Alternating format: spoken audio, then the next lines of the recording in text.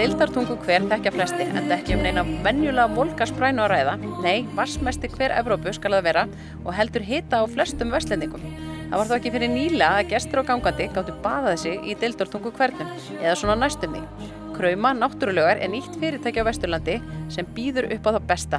Dásamlega heita potta, gufur og slökunarherbyggi sem á háklassa veitingastað. Deildartunguhver, geturðu frætt með þess kannski fyrst hann? Já. Deildartunguhver er einn öflugustu hver í Evrópu. Hann er með 180 lítrum per sekúndu af 100 gráðu vatni upp og hann er að hugsa Borgarfjörðinn, má segja Akraness og Borgarnes og fleiri staði í Borgarfirði og svo okkur. Já, hann er einmitt, hann sér Akraneskausta, Borgarbyggð allri fyrir heitu vatni. Já. Og svo var þessi frábæra nýjung, Krauma náttúrulegar, bara opnuð í síðasta haust. Já. Til hamingju með þetta fallega mannvirki. Takk. Hvað eru það að gera þetta? Við erum að hugsa bara þjónustaði ferðamanninn, má segja, bæði Íslendinga og erlenda aðalega. Við erum með 6 potta, eða 5 heita og 1 kaldan. Við erum með vaskuböð 2, sem kemur beint úr Deildartunguhver. Og svo erum við hvíldarherbyggi og þar er inni, arinn heldur með rólega tónlist. Fólki kemur inn og slakkar á.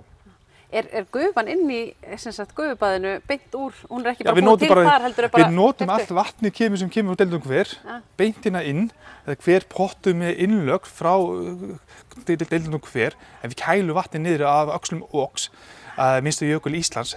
Gamla daga mér sagt að Ok var minnstu jökul Íslands, en núna er ekki lengur Ok skráðs minnstu jökul Íslands, en ég læri alltaf það að mér er kennt að segja frá því sem ég læriði.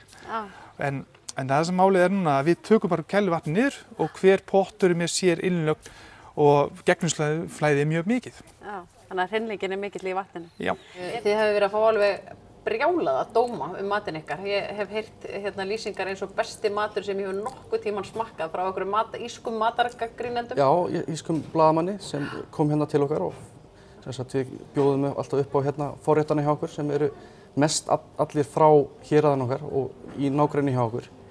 Þetta er ekki lítill dómur, bara besti matur ever. Þetta er alveg virkilega góð hrós sem við erum að fá. Já, ég trúi því alveg þegar ég sé þetta hérna. Þetta eru geggjaðir diskar. Þetta er alveg yndislegt. Það er ótrúlega margir sem er að tala beint frá bíli og svona. Þið gangið svolítið langt. Þið eru bara bókstaflega með Við erum í göngufæri liggum við til allra. Já. Þannig þetta er, við erum með tómatana bara sem eru á bak við mig, paprikurnar, salati, kryddjurtir, jarðarber. Og þetta er allt í nágrenninu, svo erum við með gúrkur, við erum með geitakjötið, svo erum við að fara að fá grænkál og þetta er laxinn í Borgarnesi. Já, og þið bara bókstaflega breytið matseðlinum ef þið finnið eitthvað nýtt hráefni í héraði sem við getum nýtt í staðinn. Ef við finnum eitthvað nýtt, þá setjum við inn á matseðli hjá okkur. Já. Við erum að reyna að byggja, sambandið okkar við bænduna til þess að geta sýnt hversu Borgarfjörðurinn er mikill matur hérna. Já. Svo eru allar þessar míkrójurtir sem eru á plattunum, það fáum við í Sólbyrgi. Þannig paprikurnar, þetta er allt. Og hafið þið átt samtal við bændurnar hérna í kringum bara, við varum til í að þið myndir nú gera dill fyrir okkur, við þurfum svona mikið dill. Já, við erum akkurat að vinna í því akkurat í augnablikinu. Við erum að taka pröfu með Sólbyrgi fyrir kryddjurtir og við erum að prófa eitthvað sítrónutré sem við ætlum að prófa kannski fyrir októberseðilinn.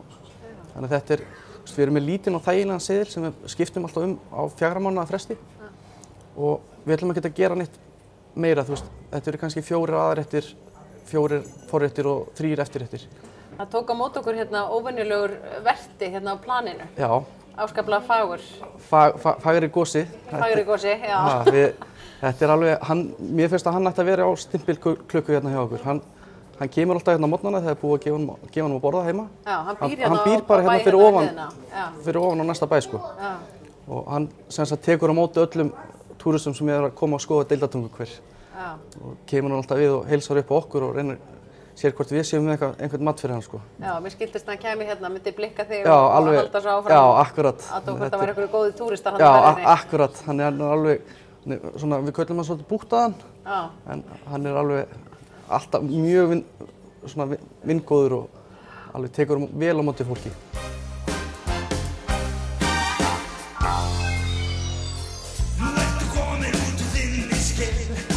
Komin vel og það vel. Þú sér aðrir koma fram Já, það var ekki hægt annað en að reyna þetta á eigin skinni.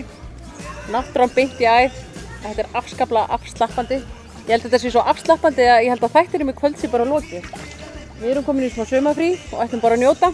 Ég mælist þess að þið gerir það sama.